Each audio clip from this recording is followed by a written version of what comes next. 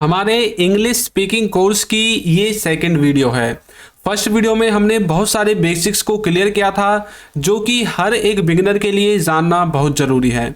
आज की इस वीडियो में हम देखेंगे कि किस तरह से हम हेल्पिंग वर्ब का यूज करके अपने सेंटेंस को बनाते हैं और किस तरह से अपनी डेली लाइफ में उसका यूज कर सकते हैं। तो देखिए, सबसे पहले हमें ये बात जानने की ज़रूरत है कि व्हाट इज़ हेल्पिंग वर्ब, यानी कि हेल्पिंग वर्ब क्या होती है। यहाँ पर देखिए, मैं आपको पहले ही बता दूं कि जो हेल्पिंग वर्ब है ये हमें समय और सब्जेक्ट के बारे में जानकारी देती है, यानी कि किस समय का वो वाक्य है और जो वो वाक्य है वो किस तरह के सब्जेक्ट से जुड़ा हुआ है, किस तरह के पर्सन से जुड़ा हुआ है। एक है, दो हैं, तीन हैं, चार हैं, किस तरह के सब्जेक्ट हैं, सिंगुलर है, प्लूरल है, किस तरह का है, ये बताता है। और समय के बारे में ऐसे बताएगा कि प्रेजेंट में कब हुआ, पास्ट में कब हुआ या फिर फ्यूचर में कब होने वाला है। ये सब बातें हमें हेल्पिंग वर्ब के द्वारा पता चलती हैं। अब ये नीचे जो लिखी हुई है, ये वर्ड्स जो लिखे हुए हैं, ये सब आपकी हेल्पिंग वर्ब ही हैं। आपने इनको टेंसेज में पढ़ा होगा या फिर इंग्लिश ग्रामर में आपने कहीं ना कहीं इनको देखा जरूर होगा। Is am are, was were, has, have, had, will be, will have, do, does, did, ये सब आपकी हेल्पिंग वर्ब हैं। और सिर्फ इन्हीं हेल्पिंग वर्ब का यूज करके हम अपने टेंसेज को भी पढ़ते हैं। आपको टेंस आते हैं तो अच्छी बात है, यदि आपको टेंसेज नहीं आते हैं तो हमने टेंसेज के ऊपर भी वीडियो बना रखी है। आपको सिर्फ यूट्यूब पर जाना है और टेंस लिखकर हमारे चैनल का नाम लिख देना है पीछे, यानी कि टेंस बाय चिंटू सर या फिर tense by English with Chintu, तो आपको टेंसेज मिल जाएंगे। अब देखिए, ये जो हेल्पिंग वर्ब हैं ये मॉडल वर्ब से या फिर अलग जो आपकी वर्ड्स होते हैं इंग्लिश में उनसे कैसे अलग हैं। ये क्या करती हैं, ये पक्की बात के बारे में बात करती हैं। पक्की बात का मतलब है कि हाँ और ना की ना, मतलब कार्य या तो पक्का होगा या फिर होगा ही नहीं। ये हमें हेल्पिंग वर्ब बताती हैं। अब देखिए, जो मॉडल्स हैं वो क्या करती हैं, वो पॉसिबिलिटी के ऊपर चलती हैं, यानी कि उनमें हम कहीं पर कंफर्मेशन दिखाते हैं, कहीं पर नहीं दिखाते। कहीं पर हमें किसी के बारे में पता होता है पक्का और कहीं पर किसी के बारे में हमें पक्का पता नहीं होता। लेकिन जो भी सेंटेंसेज इन हेल्पिंग वर्ब के द्वारा बनेंगे वो हमेशा एक्यूरेट होंगे और उसमें मैंने बताया है आपको कि हाँ की हाँ रहेगी और ना की ना रहेगी। तो चलिए, वीडियो में आगे बढ़ने से पहले मैं आपको एक बार इनका यूज बता देता हूँ। ये जो इज, एम आर, वाज, वर, ये हैं जो इनका यूज किस किस सब्जेक्ट के साथ, किस किस पर्सन के साथ करते हैं। तो देखिए, इज, डज और हैज, इनका यूज हम करते हैं ही, सी और इट के साथ, जैसे कि ही इज और ही डज, ही हैज, इस तरह से। और बच जाता है आर, डू और हैव।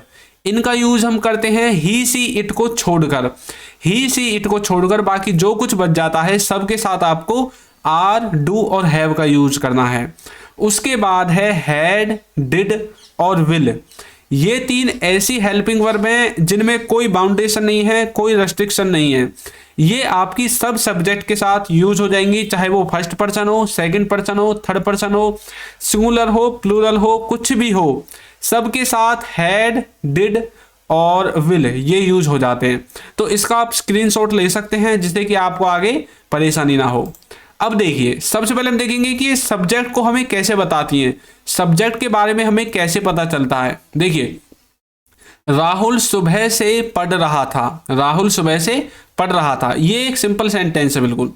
और यहां पर हमने इसकी इंग्लिश बनाई है Rahul had been studying since morning, यानी कि राहुल सुबह से पढ़ रहा था। किसी ने हमसे पूछा कि भाई राहुल क्या कर रहा था, हमने बोल दिया कि राहुल सुबह से पढ़ रहा था।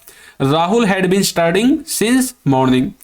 तो यहां पर हमने इसमें हैड बीन का यूज किया है, यानी कि हैड जो आपकी हेल्पिंग वर्ब है उसका यूज किया है। क्यों? क्योंकि ये वाला जो सेंटेंस है ये है पास्ट के परफेक्ट कंटिन्यूअस का। अब देखिए, यदि यहां पर हम बोलने लगे कि Rahul was been studying since morning, क्या ये सही है? आपने तुरंत इसको पकड़ लिया, ये सही नहीं है। क्यों पकड़ लिया? क्योंकि ये जो सेंटेंस है ये कंटिन्यूटी का तो है, लेकिन इसमें आपका जो काम है वो पास्ट के किसी समय से शुरू हुआ और खत्म भी हो गया। लेकिन जो कंटिन्यूटी होती है, जो कंटिन्यूस टेंस होता है पास्ट का जिसमें वाज वर्ड लगते हैं, उसमें काम रेगुलरिटी में होता है जब आप उसको देखते हैं। तो यदि हम यहां पर बोलते कि राहुल सुबह से पढ़ रहा था, यहां पर यदि हमने ऐसे बोला है तो ये बनेगा किसका? परफेक्ट कंटिन्यूअस का पास्ट में। लेकिन यदि हम बोलेंगे राहुल पढ़ रहा था, तो ये कंटिन्यूअस में जाएगा आपके पास्ट के कंटिन्यूअस में, क्योंकि हमने इसमें टाइम की बाउंडेशन नहीं दी है कि वो कब से किसी कार्य को कर रहा था। तो यहां पर यदि हम बोलें राहुल वाज स्टडिंग, खाली हम इतना बोलें तो सही रहेगा, बाकी इसमें जो है वो सब आपका गलत बन जाएगा यदि आप इसमें वाज का यूज करेंगे। एक और देखिए, तुम खेल रहे थे, तुम खेल रहे थे, यहां पर है you were playing, you were playing. लेकिन यदि हम बोले यू वाज प्लेइंग तो ये गलत हो गया ना। क्यों हो गया? क्योंकि यू के साथ हम क्या यूज करते हैं? वर का। अभी हमने पीछे पढ़ा था यहां पर कि किसके साथ कौन सी हेल्पिंग वर्ब लगती है। तो इस तरह से ये हमें सब्जेक्ट के बारे में जानकारी देती है कि सब्जेक्ट कैसा है, प्लूरल है या सिंगुलर है। देखिए यहाँ पर सब्जेक्ट प्लूरल था इसलिए हमने वर लगाया, हमने वाज नहीं लगाया है, यानी कि वाज हम इसमें नहीं लगा सकते। यदि सिंगुलर होता, ही होता, सी होता, इट होता, तो हम वाज का यूज कर सकते थे। इसी तरह से ऊपर वाला केस है। समझ में आ गया? अब देखिए ये जो हैं, ये वाले जो वर्ड्स हैं, ये मैंने आपको पिछली वीडियो में भी बताया था, ये वाले जो वर्ड हैं जो सब्जेक्ट के नीचे लिखे हुए हैं, ये हमेशा सब्जेक्ट की तरह यूज होते हैं, और ये वाले जो वर्ड्स हैं ये हमेशा ऑब्जेक्ट की तरह यूज होते हैं। यदि कहीं पर मैं सब्जेक्ट में आपको लिखना है तो आपको आई लगाना पड़ेगा, लेकिन यदि मैं आपको कहीं पर ऑब्जेक्ट में लिखना है तो आई के स्थान पर आपको मी का यूज करना पड़ेगा। इसी तरह से कहीं पर यदि हम सब्जेक्ट में लिखना है तो वी, और ऑब्जेक्ट में लिखना है तो अस। अब देखिए ऑब्जेक्ट सब्जेक्ट हमें कैसे पहचानने, मतलब हमें कैसे पता चलेगा? सब्जेक्ट वो होते हैं जो आपके वाक्य के शुरू में आते हैं किसमें? इंग्लिश में, और ऑब्जेक्ट आपके वाक्य के लास्ट में आते हैं इंग्लिश में। तो इस तरह से आप पहचान सकते हैं। अब देखिए यदि अभी तक आपने हमारी बुक्स को परचेज नहीं किया है तो लिंक डिस्क्रिप्शन में दिया गया है, और ऐप का डाउनलोड करने का लिंक भी नीचे डिस्क्रिप्शन बॉक्स में है, जाकर जरूर डाउनलोड करें। इसमें complete spoken English grammar cover कराई गई है। तो अब हम देखते हैं कि हमें समय की जानकारी कैसे देते हैं। देखिए यहां पर लिखा हुआ है he is watching, he is watching, तो ये कौन से टेंस है? ये है आपका प्रेजेंट का कंटिन्यूअस, और इसका जो अर्थ है वो ये है ही इज वॉचिंग, वह देख रहा है। मान लीजिए टीवी देख रहा है, मोबाइल गेम देख रहा है, कुछ भी देख रहा है, नाटक, सीरियल, फिल्म, कुछ भी, तो हमारा मतलब है कि वो देख रहा है। अब यहां पर हमें कैसे पता चला कि भाई वो अभी देख रहा है या फिर पास्ट में की बात की जा रही है? हमें पता चला इज से, क्योंकि इज एमआर का यूज हम करते हैं प्रेजेंट में, और इज क्या है? आपकी हेल्पिंग वर्ब। तो मैंने आपको बताया था कि यहां पर जो हेल्पिंग वर्ब है वो हमें सब्जेक्ट और समय के बारे में बताएगी।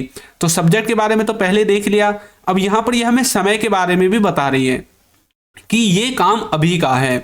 यदि यहां पर हम बोलने लगे ही हैज वॉच्ड, मतलब इसका वो ये देखना, लेकिन ये किसका है? ये है आपका, कि उसने जो देखने का काम है वो खत्म कर दिया है। ही हैज वॉच्ड, यानी कि उसने देख लिया है, वह देख चुका है, इस तरह से। तो हमें यहां पर कैसे पता चला कि भाई वह देख चुका है? हैज से पता चला, ही हैज वॉच्ड, क्योंकि हैज वहां पर लगता है जब कोई काम शुरू हो गया है या खत्म हो गया है। एक और देखिए, ही वॉज वॉचिंग, अब यहां पर है कि वह देख रहा था, यहां पर हमें कैसे पता चला? वाज से पता चला, क्योंकि वाज का हम यूज करते हैं किसमें? पास्ट में। इसी तरह से इज का यूज जब भी जहां पर भी इज दिखेगा तो मतलब प्रेजेंट में यूज होगा, हैज दिखेगा तो प्रेजेंट में तो होगा, लेकिन प्रेजेंट के उन कार्यों में होगा जो प्रेजेंट तक खत्म हो चुके हैं या फिर प्रेजेंट तक शुरू हो चुके हैं। वाज हमेशा पास्ट में यूज होता है, पास्ट की कंटिन्यूटी को दिखाने के लिए। कल मैंने एक वीडियो और बनाई थी जिसमें मैंने इज एमआर और वाज वर्ग के बारे में बिल्कुल डीपली नॉलेज दी थी, डीपली डिटेल से आपको बताया था, उसको भी आप जाकर देख सकते हैं। लेटेस्ट वीडियो है, चैनल पर विजिट करके। ही हैड वॉच्ड, अब यहां पर ये किसका है? ये है भाई पास्ट का, इसका मतलब है कि वह देख चुका था या फिर उसने देख लिया था। अब यहां पर हमें कैसे पता चलता है? हैड से, क्योंकि हैड क्या है? हैड का यूज हम करते हैं पास्ट में। तो जैसे ही उसने बोला ही हैड वॉच्ड, तो तुरंत हमारे दिमाग में हैड आते ही हमारा जो सेंटेंस वो पास्ट में चला गया। देखिए फोर्थ नंबर का और जो आपका है सेकंड नंबर का, ये दोनों सेम है। ही बी, वॉच्ड भी, लास्ट में वॉच्ड भी, लेकिन यहां पर हैज है तो इसलिए हमें प्रेजेंट का लगा, यहां पर हैड है तो हमें पास्ट का लगा। इस तरह से ये जो हेल्पिंग वर्ब है हमें समय के बारे में जानकारी देंगे।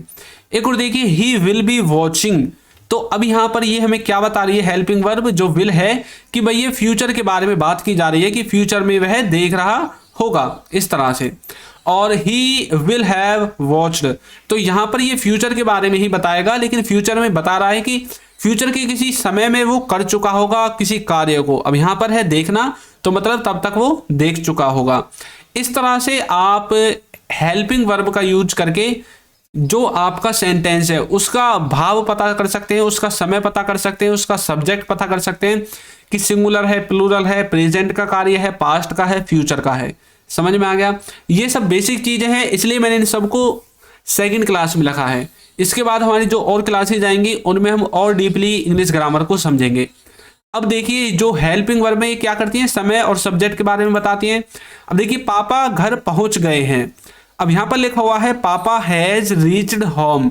अब यदि हिंदी ना हो, हमारे सामने सिर्फ इंग्लिश हो, तो पापा हैज रीच्ड होम। अब हमें यहां पर सब कुछ अलग अलग है, लेकिन हमें समय के बारे में पता चला हैज से कि भाई हाँ पापा घर पहुंच चुके हैं, पहुंच गए हैं। अब देखिए चुके हैं, गए हैं, पहुंच लिए हैं, इन सब से भी बच्चे कंफ्यूज रहते हैं। तो आपको फोकस इस बात पर देना है कि काम खत्म हो जाना चाहिए, बस प्रेजेंट तक काम या तो खत्म हो जाना चाहिए या शुरू हो जाना चाहिए। अब आप उसका कान पकड़ो, टांग पकड़ो, हाथ पकड़ो, उंगली पकड़ो, वो आपके ऊपर डिपेंड करता है कि आप अपने सेंटेंस को किस तरह से घुमा फिरा कर बोलते हैं। समझ में आया? वह खाना खा लेगा। अब यहां पर तो हमें हिंदी में पता चल जाता है, क्योंकि हिंदी तो हमारी मातृभाषा है कि भाई फ्यूचर के बारे में बोल रहे हैं। इंग्लिश में लिखा हुआ है ही विल ईट फूड। अब यहां पर हमें कैसे पता चलेगा कि भाई ये फ्यूचर का है, क्योंकि विल का यूज हम फ्यूचर में करते हैं। तुमने उससे पूछा, हिंदी में पता चल गया ना क्या पूछ रहा है। तुमने उससे पूछा मतलब पास्ट के बारे में बात की जा रही है कि भाई तुम वहां गए थे, तुमने उससे कुछ पूछा, नहीं पूछा। अब यहां पर लिखी जा रही है डिड यू आस्क। अब यहां पर हमें डिड से पता चल गया कि हम कोई क्वेश्चन कर रहे हैं, क्योंकि डिड जो है आपका आगे लग गया है हेल्पिंग वर्ब की तरह। जब सब्जेक्ट से आगे हेल्पिंग वर्ब लगती है तो वो क्वेश्चन मार्क की तरह काम करता है। और यहां पर डिड यू आस्क का मतलब है कि क्या तुमने पूछा। अब यहां पर जो ये डिड है इससे हमें पता चला है कि ये पास्ट इंडेफिनिट का सेंटेंस है और पास्ट के किसी ऐसे कार्य के बारे में बात की जा रही है कि जो हमने किया या नहीं किया। समझ में आ गया? इस तरह से आप हेल्पिंग वर्ब का यूज करेंगे। अब देखिए ये वाला जो स्ट्रक्चर है इसको मैं ज्यादातर आपको वीडियोस में दिखा देता हूं, इसलिए दिखाता हूं कि आप इसका स्क्रीनशॉट ले लें और इसको अच्छे से समझ लें कि कहां पर do, does, did, will, is, am, are, was, were, will be, has, have, had, will have ये यूज होते हैं।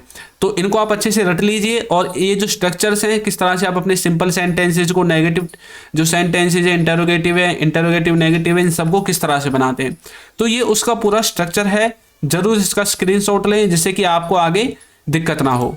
देखिए अब जैसे हमने पढ़ा था हैज हैव के साथ, अभी तक हमने हैज हैव को देखा था, लेकिन अब हम देखते हैं टू।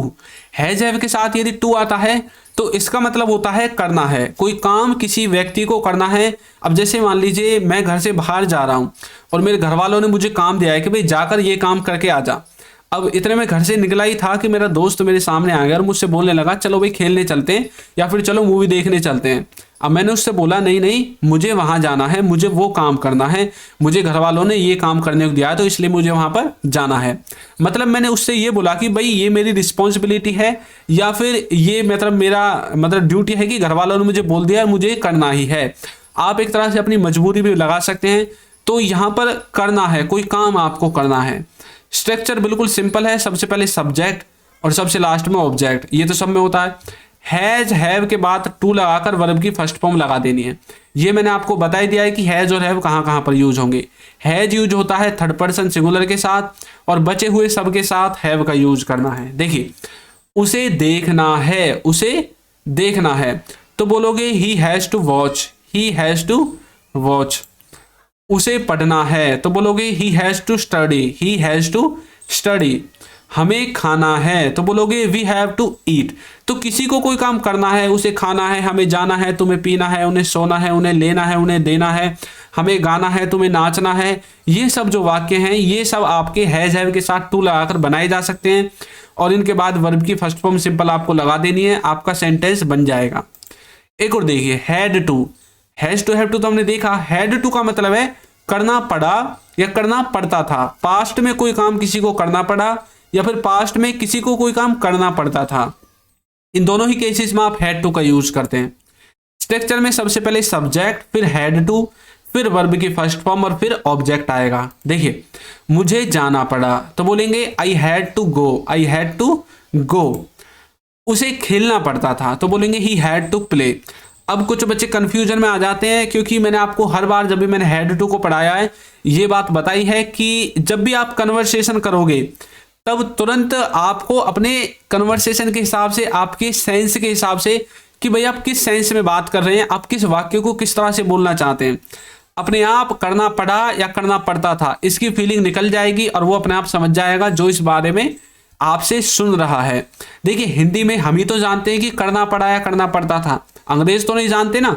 यदि आप अंग्रेजों से बात करोगे आई हैड टू गो, तो मतलब वो अपने आप समझ जाएंगे आप कहना क्या चाहते हैं।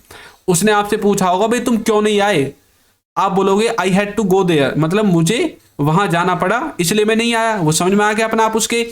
वो डिपेंड करेगा कि वो क्वेश्चन किस तरह से करता है आपसे। अब यदि वो बोलने लगे कि भाई तुम वहां पर क्या करते थे या फिर तुम्हें वहां क्या करना पड़ता था, अब आप बोलोगे यार मुझे वहां खेलना पड़ता था, तो मतलब जो उसने बोला है, जो क्वेश्चन उसने किया है, उसके हिसाब से वो अपना आप समझ जाएगा कि किस तरह का आंसर आप दे रहे हैं। समझ में आ गया ना आपको। एक और देखिए हैविंग टू। हैविंग टू का मतलब है पड़ रहा है, कोई काम करना पड़ रहा है किसी को। अब जैसे आप बोल सकते हैं इसमें जो स्ट्रक्चर है, सबसे पहले subject, helping verb, having to, verb की फर्स्ट फॉर्म और ऑब्जेक्ट। अब यहां पर पढ़ रहा है जरूरी नहीं है ही, इसका था भी हो सकता है, इसको हम पास्ट में भी यूज कर सकते हैं, करना पड़ रहा था। मतलब यहां पर आप ऐसे कार्य के बारे में बताते हैं जिसका वो करने का मन आपका नहीं करता। अब जैसे बहुत सारे बच्चे हैं उनको मतलब पढ़ने का मन नहीं करता लेकिन फिर भी उन्हें पढ़ना पड़ रहा है। समझ में आ गया ना मैं क्या बोलना चाहता हूं। कोई काम करना पड़ रहा है मतलब आपका मन नहीं है और फिर भी आपको करना पड़ रहा है, जबरदस्ती लगा लो, प्यार से लगा लो, मजबूरी लगा लो, कुछ भी लगा लो, मतलब आपको कोई काम करना पड़ रहा है।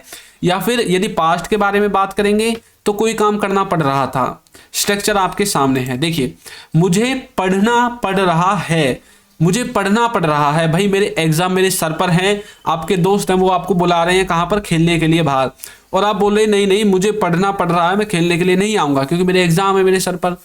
तो बोलोगे I am having to study. Structure में आई आपका सब्जेक्ट है, एम आपकी कहां से यूज हुआ है, एम आपका यूज हुआ है प्रेजेंट के लिए। तो हमें कैसे पता चला ये प्रेजेंट का है, क्योंकि यहां पर एम आ गया, इज एम आर प्रेजेंट में यूज होते हैं। हैविंग टू आपका स्ट्रक्चर से आया है और स्टडी आपकी वर्ब की फर्स्ट फॉर्म की तरह यूज कर दी गई है। तो मतलब I am having to study, मुझे पढ़ना पड़ रहा है। उसे खेलना पड़ रहा है, उसे खेलना पड़ रहा है, तो कैसे बोलोगे he is having to play, he is having to play.